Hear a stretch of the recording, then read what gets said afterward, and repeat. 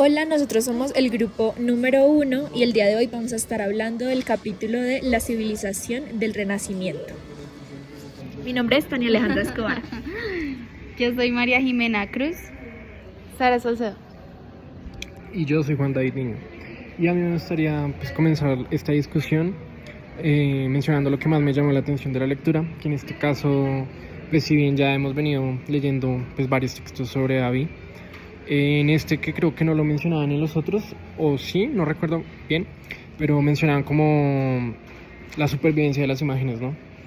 Y como independientemente de las épocas de cada una de estas imágenes, estas están destinadas como a revivir en otra época. Y nada, más que nada sería eso. Y también me llamó mucho la atención que mencionaban lo del Renacimiento y cómo en esta época convivía tanto lo irracional con lo racional y asimismo que se complementaban, ¿no? Fue lo que más me llamó la atención respecto a la lectura. Bueno, lo que a mí me pareció más interesante o curioso es cuando mencionan el tema de la adivinación y de la astrología y cómo esto está relacionado con la Reforma Protestante. Porque ahí mencionan que este fue como un interés para Abby, en el que él empezó como a buscar las cartas astrales de Martín Lutero y que algunos adivinos lo habían empezado como a predecir que él iba a ser una persona importante.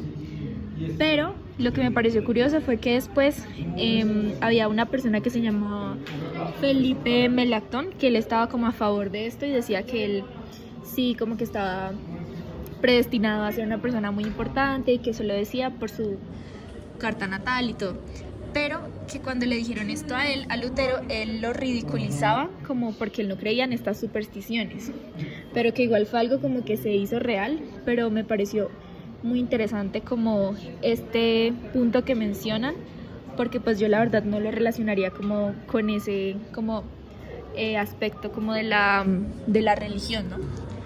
Y otra de las cosas que me pareció muy interesante es, ya hablando un poco como entrando a la parte de las invenciones, de la electricidad, menciona mucho el símbolo y dice que, por ejemplo, el elemento natural sería, por ejemplo, el rayo, pero que la forma en la que se encapsula a través de la electricidad, entonces es como una manera en la que el símbolo está trabajando, trayendo un elemento natural como más hacia lo humano. Entonces eso también me parece interesante. Una cosa que entendí justamente de lo que hablabas de la religión era que en el Renacimiento como que estaban intentando hacer conexiones entre lo que era el paganismo y el cristianismo. Entonces agarraban elementos de ambas cosas en el Renacimiento justamente, por ejemplo, lo que es lo de las cartas astrales, y eso se podría considerar como paganismo, entonces como para complementarlo un poco. Y también a mí un tema que me llamó muchísimo la atención y que además justamente en estos días había escuchado un ensayo al respecto, era sobre lo que habla Warburg de el Denkraum, que es como el tiempo para pensar.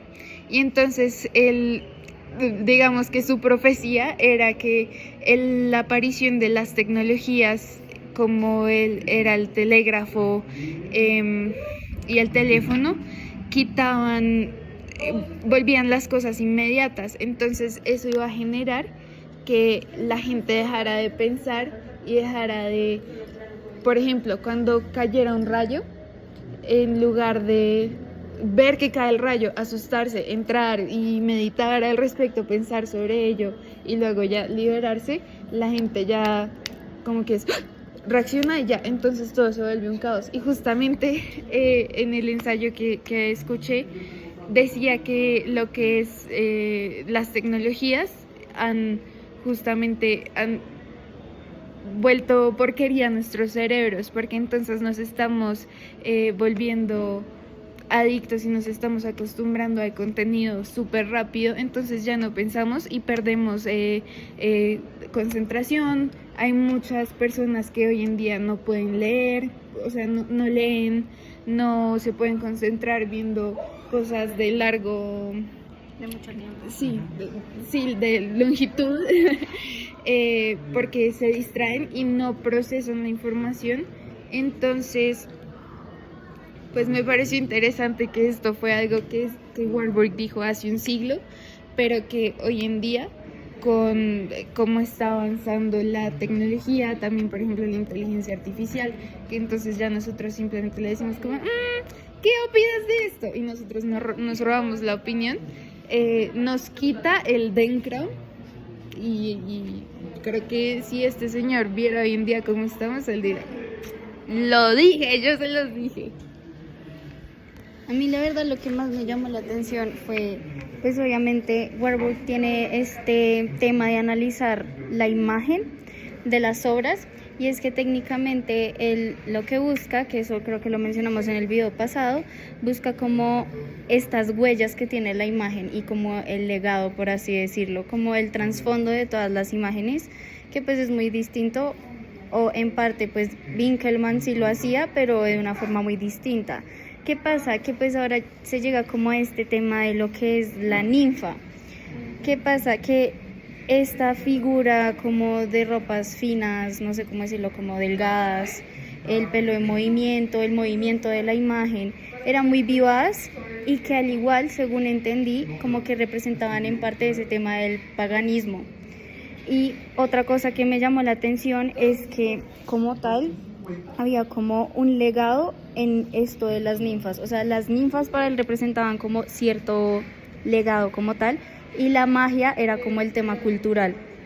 Entonces, a mí me pareció muy interesante esta relación entre las dos, como las dos, no sé, criterios, las dos cosas, los dos conceptos, y más que todo ver como el tema del movimiento para él representaba también como el progreso, no sé cómo explicarlo, pero al igual siempre este tema de la ninfa sí aparecía en varias obras, y él se tomaba el tiempo para poderlas analizar bien y hacer como todos estos enlaces donde él decía como a lo mejor incluso puede ser como una representación también de este concepto que mencionó Juan, lo que a ti te pareció de la